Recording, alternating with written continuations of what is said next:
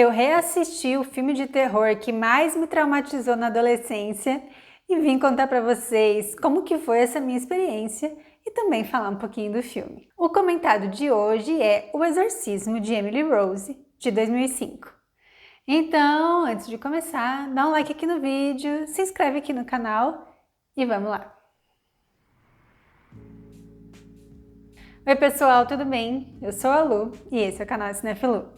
O Exorcismo de Emily Rose é um filme de 2005 dirigido pelo Scott Derrickson, que tem uma carreira de vários filmes de terror e dirigiu o recente O Telefone Preto, que tem vídeo aqui no canal também comentando. O Exorcismo de Emily Rose é um misto de filme de tribunal com filme de terror sobrenatural que fez bastante sucesso desde a época em que ele foi lançado. E é bem frequente achar ele entre listas de melhores filmes de terror das últimas décadas ou mesmo de todos os tempos. Nesse filme, Emily Rose é vivida pela Jennifer Carpenter, que é uma jovem de família bastante católica que cresceu no meio rural. Ao ela ir para a universidade, ela começa a ter experiências de alucinação e ter convulsões e espasmos pelo corpo. Após alguns tratamentos médicos não fazerem efeito, a jovem e a sua família resolvem pedir ajuda para o padre da paróquia deles, o padre Richard Moore, vivido pelo Tom Wilkinson, e juntos eles resolvem tentar uma sessão de exorcismo. Contudo, a jovem acaba falecendo após essa sessão de exorcismo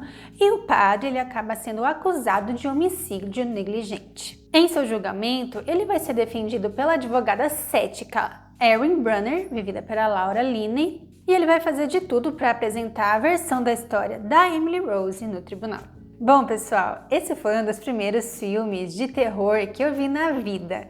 E na época eu não tinha construído tão bem aquele conceito de que o baseado em uma história real nem sempre é tão baseado assim, né? Às vezes eles pegam um detalhezinho lá, não é que tudo que se passa num filme é real, nem mesmo as biografias são assim. E eu digo isso porque uma das coisas que me deixou impressionada lá na época é que o filme inicia dizendo que ele foi baseado em uma história real, né?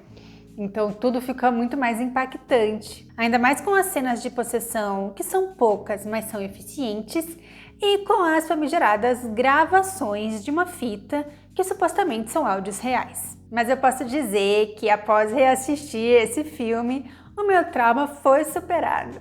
Agora, com uma bagagem bem maior de cinema e uma experiência bem maior com filmes de terror mesmo, eu tive uma experiência bem mais tranquila, mas mesmo assim ele não deixa de ser um bom filme que é eficiente tanto na sua parte de terror, assim como na sua parte de tribunal, que é a trama pela qual o filme vai tentar nos fazer enxergar os dois lados de se ver essa questão toda que aconteceu com a Emily, que é o lado da promotoria, mais voltado à ciência e à medicina, e o lado da defesa e do padre, que é mais voltado ao sobrenatural, à religião.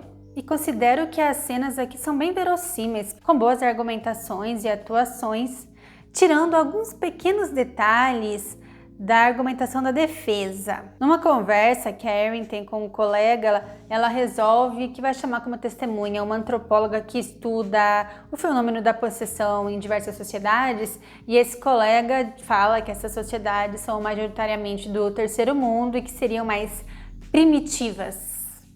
Eu entendo o argumento do roteiro de colocar uma pessoa para defender essa visão do padre, a visão da defesa, para se contrapor à visão da medicina e da ciência, porque realmente é esse o embate aqui, que é a questão do padre, com o consentimento da Emily e de sua família, realmente acreditarem no que ele estava fazendo e acreditarem que poderiam salvá-la daquela forma. A grande questão do filme da defesa não é dizer se a sobrenatural é real ou não, mas provar que o padre realmente acreditava naquilo e dessa forma não teria sido negligente com Emily. Até na forma como ela arremata isso ao final do julgamento. E que arremata também, inclusive, as próprias crenças da personagem da Erin e também essa dualidade do filme entre a ciência e a religião, que já é representada numa das cenas iniciais do filme, quando a gente vê um médico chegando na casa de Emily E no momento que ele vai entrar no quarto dela, o padre está saindo e a gente já tem essa representação pictórica desse embate, né? E é através das argumentações e principalmente dos depoimentos das testemunhas desse processo que a gente vai ter em cenas de flashbacks os momentos do que aconteceu com Emily, ou pelo menos eles vão descrever o depoimento das testemunhas. E se não ficou claro, já no começo do filme a gente já sabe que o exorcismo ele não deu certo e que a jovem Emily acabou falecendo. O que a gente vai acompanhando aos poucos no tribunal é sabendo como isso aconteceu, de que forma e por quê. E ainda que algumas das cenas iniciais, assim, das alucinações dela, quando ela começa a ver figuras no rosto das pessoas, ou mesmo figuras no céu ou nas janelas, possam não ser tão impactantes, ficam ali dentro da média, quando o terror vai aumentando e a gente chega realmente nas cenas de possessão, elas já ficam bem mais fortes e são mais impactantes. E elas são cenas fortes, mas na medida. A gente não vê, por exemplo, um exagero de efeitos especiais ou a Emily subindo por paredes e fazendo acrobacias e coisas assim que parecem muito falsas. A gente tem os momentos de contorcionismo corporal, mas o filme ele sempre tem um tom sério e um tom que essas cenas impactam exatamente por elas ficarem ali num limite, num limiar entre o estranho, o assustador, sem exagero. E esse tom certo e essa seriedade do filme que deixam ele realmente pesado e assustador nessas cenas. E elas vão ter um ápice, né, na cena de exorcismo. E para mim o grande trunfo do filme é juntar essa questão corporal com a questão das línguas e dos sons daquelas gravações que são bem assustadoras. Toda a cena que acontece no estábulo ali da família é bem forte, a forma como a câmera trabalha nos deixa numa situação de terror, de confusão. E é exatamente o filme usar desse ponto em que fica muito aterrorizante, mas ao mesmo tempo não fica exagerado, que os argumentos de ser uma condição médica ou ser algo de sobrenatural podem funcionar, né? Porque se ela estivesse fazendo as super outras acrobacias que são sobre-humanas mesmo, aí não teria como usar esse argumento da medicina, ficaria inverossímil. E mesmo depois de tudo isso, o filme ainda tem um final um pouco em aberto sobre essa questão de fatos versus crenças e nos mostra os motivos pelos quais o padre queria tanto contar a história da jovem Emily ali no tribunal.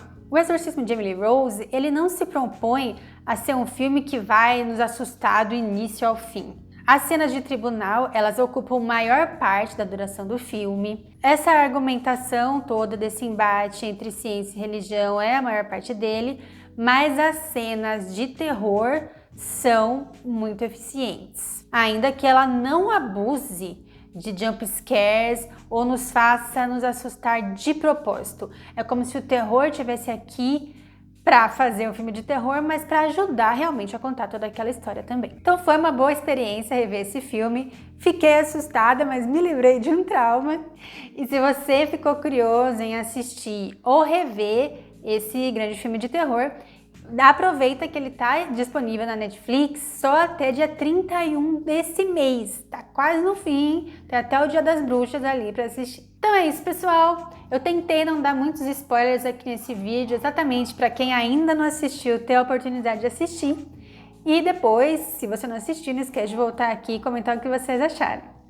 Mas se você já assistiu, já deixa um comentário aí o que você acha desse filme. Se você também, quando assistiu, ficou com medo que nem eu. Se você acha um filme tranquilo, qual é a sua opinião sobre ele.